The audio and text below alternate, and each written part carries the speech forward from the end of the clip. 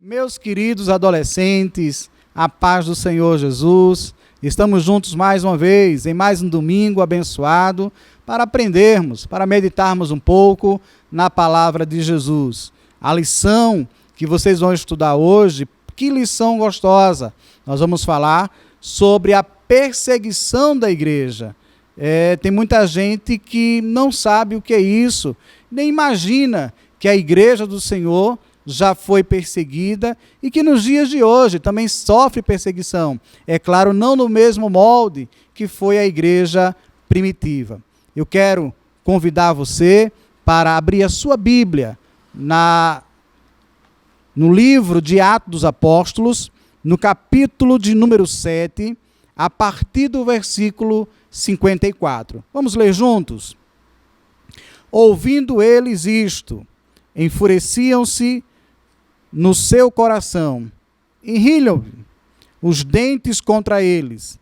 Mas Estevão, cheio do Espírito Santo, fitou os olhos no céu e viu a glória de Deus e Jesus, que estava à sua direita, e disse: Eis que vejo os céus abertos e o Filho do Homem em pé à destra de Deus. Eles, porém, clamando em alta voz, taparam os ouvidos e, unânimes, arremeteram contra ele. E, lançando-lhes fora da cidade, o apedrejaram. As testemunhas deixaram suas vestes aos pés de um jovem chamado Saulo. E apedrejavam Estevão, que invocava e dizia: Senhor Jesus, recebe o meu espírito. Então, ajoelhando-se, clamou em alta voz: Senhor, não lhes impute este pecado. Com estas palavras, adormeceu.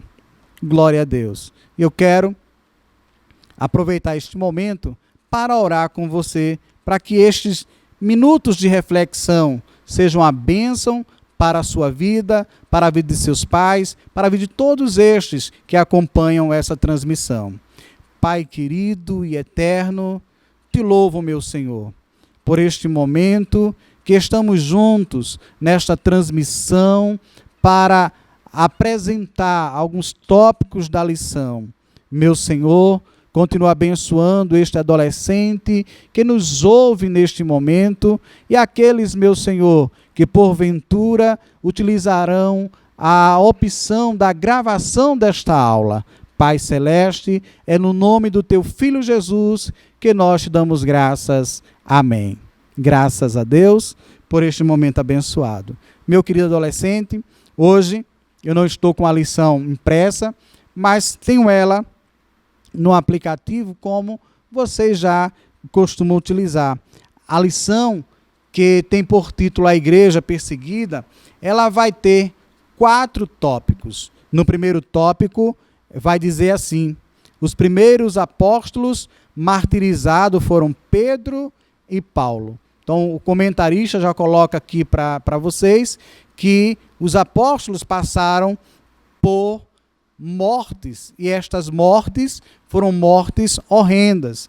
Ele vai comentar que depois do ano 60, vai colocar aqui anos especificamente, mas dados históricos podem trazer divergência nessas datas, contudo, é colocado para vocês que depois do ano 60, Pedro e Paulo são martirizados.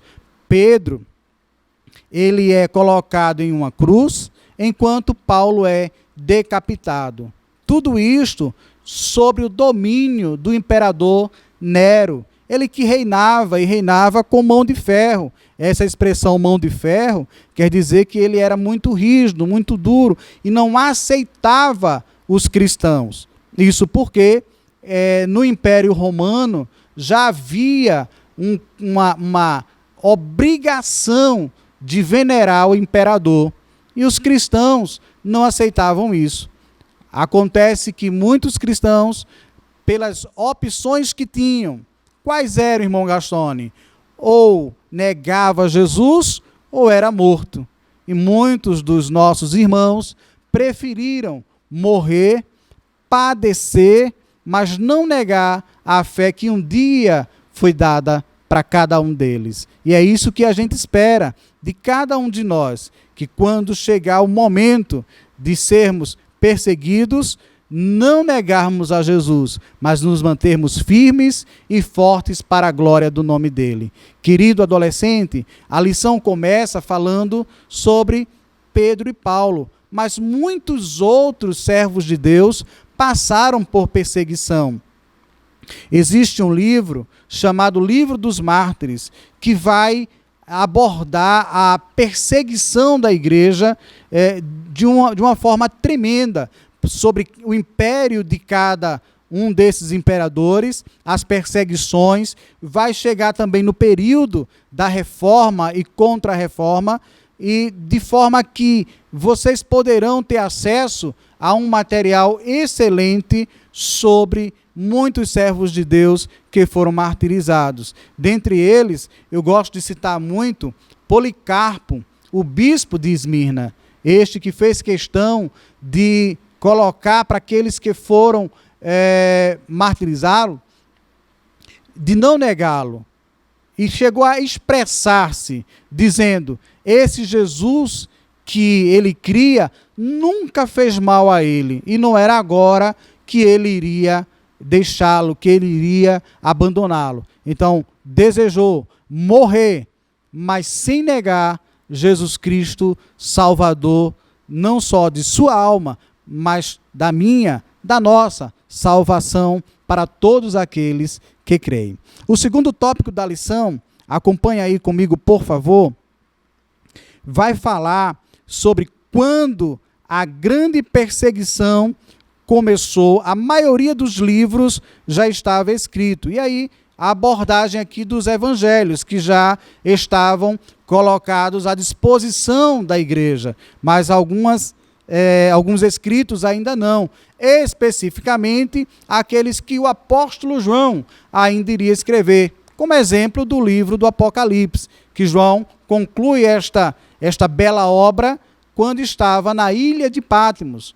Este apóstolo, justamente ele, é o último dos apóstolos a morrer, enquanto os outros morreram e, segundo aqui os dados, muitos martirizados. E o que é isso, irmão Gastone? Martirizado. Quando nós vamos buscar a ideia de mártir, não vai se restringir ao cristianismo, mas vai mais além. Vai falar de pessoas que morreram defendendo as suas crenças, e que esta morte não foi uma morte natural, foi uma morte em que alguém, por não gostar, por ter fobia, por ter alguma coisa contra a sua religião, intentou tirar a sua vida. Este tipo de morte forçada, de forma a defender a sua crença religiosa, é chamada de martirização. Muito bem. O nosso comentarista, ele vai mais além e traz para a gente um terceiro tópico, e este mais detalhado. Neste terceiro tópico, vai falar de 4 pontos que motivaram as terríveis perseguições. O primeiro ponto: conversão do cristianismo acabava com o comércio de idolatrias, de ídolos. Então, na igreja primitiva, havia um comércio muito grande dos ídolos. Não era que a igreja de Jesus comercializava, mas no período da igreja primitiva, havia essa comercialização. À medida que os servos iriam se convertendo ao cristianismo, iam abandonando ao paganismo. E o que é paganismo, irmão Gastone? Vem de pagão. Aqueles que não são crentes em Jesus, que não são crentes em Deus, que têm Deus como seu Salvador, são pagãos. Este termo paganismo era muito utilizado para os gentios. Os gentios eram chamados de pagãos, porque não criam em Deus e tinham outros deuses em suas crenças. Acontece que o primeiro tópico motivador das perseguições foram justamente essa queda no comércio dos ídolos. O segundo fala da não adoração ao imperador. Então houve um período em que os imperadores trouxeram para si a primazia de um Deus e queriam ser venerados como tal. Acontece que os servos de Deus só adoravam a Deus, até porque, aprendendo já desde a infância, aprenderam a adorar somente a Deus. Somente a Deus adorarás, somente a Deus prestarás culto. Aqueles que aceitaram Jesus Cristo permaneceram obedecendo o mandamento de adorar somente a Deus e ter Deus como seu único e suficiente Salvador. Quando isso acontecia, o imperador se sentia incomodado e mandava que os seus subordinados procurassem, matassem, prendessem, jogassem as feras, participassem dos jogos em que os crentes, os cristãos, eram martirizados, eram colocados presos às bigas e de forma que eram dilacerados. E muitas outras mortes cruéis eram colocadas à disposição para que os crentes em Jesus padecessem. Além do livro dos mártires, uma boa obra para a gente poder verificar e ampliar os nossos conhecimentos é o livro Catatumbas de Roma. Prosseguindo então na nossa lição, querido adolescente, nós vamos para um outro tópico. Nós acabamos de falar sobre a não adoração, mas nós temos ainda que as reuniões dos cristãos eram reuniões secretas, diferente de nós hoje, que temos muitas congregações para visitar, temos muitos DEGs para poder prestigiar, muitos dos DEGs agora, final de ano, estão fazendo seus aniversários, e vocês mesmo se cuidando, colocando a máscara, fazendo uso das prevenções contra o coronavírus, mas estão participando, fazendo suas festividades, estão visitando. Só que naquele período, os novos cristãos, eles precisavam se esconder para realizar os seus cultos, porque se fossem pegos, poderiam ser mortos. E aí, uma terceira situação de perseguição. A quarta e última fala do cristianismo, considerava todas as pessoas iguais. E isso para Roma era inconcebível. O império era o romano. Nós estávamos falando do que hoje nós temos lá, a Itália, Roma a capital, mas na época Roma era o império. E todos que não fossem de Roma deveriam ser considerados inferiores dos que, mesmo sob o Império Romano, mas não fossem nacionalizados, também eram inferiores. E dentro da hierarquia havia superioridades, de forma que o imperador, agora atraindo para si a ideia de ser um Deus, era superior aos demais que estavam abaixo da sua patente. E assim, por sua vez, cada um sendo inferior, e não havia essa situação de ser visto por igual. Olha que coisa boa, não é? Deus olhar de cima para baixo, ver você adolescente, a minha pessoa que está fazendo uma abordagem agora com vocês, os seus pais, o pastor da igreja, todos que estão à volta, a sua professora na escola dominical, a sua professora na escola, todos nós somos iguais. Ele entregou o seu único filho para morrer por todos, todos tendo o mesmo valor para Deus. Mas em Roma não era visto assim. E como os cristãos passavam a ver todo mundo igual, todos pecaram, destituídos estavam da glória de Deus, havia necessidade de ter Jesus como Salvador e fazer com que religasse essa pessoa de volta a Deus. Para o Império Romano isso era inconcebido, porque eram pessoas diferentes e haviam dentro da sua hierarquia um se achando melhor que o outro, e o imperador então se achando um Deus. Esses 4 tópicos influenciaram as perseguições. Essas perseguições se estendem no 4º tópico da sua lição até o 4º século da nossa era, de forma que vamos passando por impérios até chegar ao império de Constantino, onde Constantino consegue amenizar a situação das perseguições. Utiliza-se então da fé cristã como uma fé que agora passa a ser estendida para Roma, e os nossos cristãos passam a respirar um pouco mais.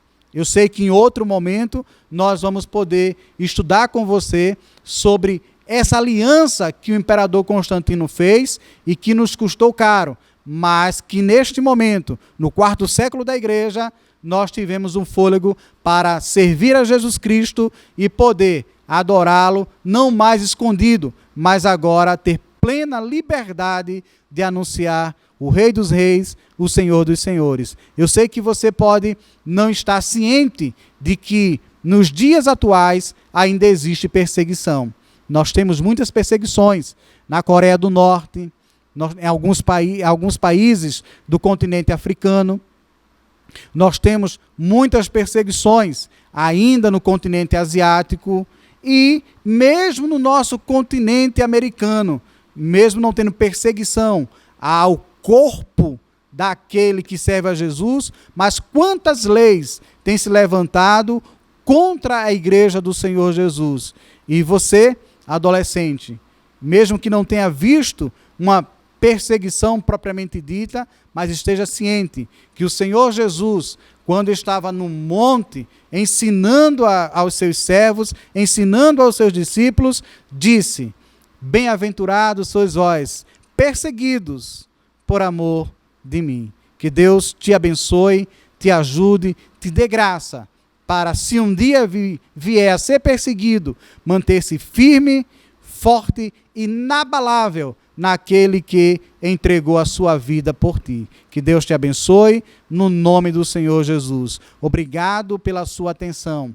Obrigado também ao nosso pastor presidente, Roberto José dos Santos, ao nosso evangelista Renato Torres, à nossa equipe de transmissão de mídia e comunicação da nossa IEADALP. Que Deus abençoe a todos, em nome de Jesus. Amém.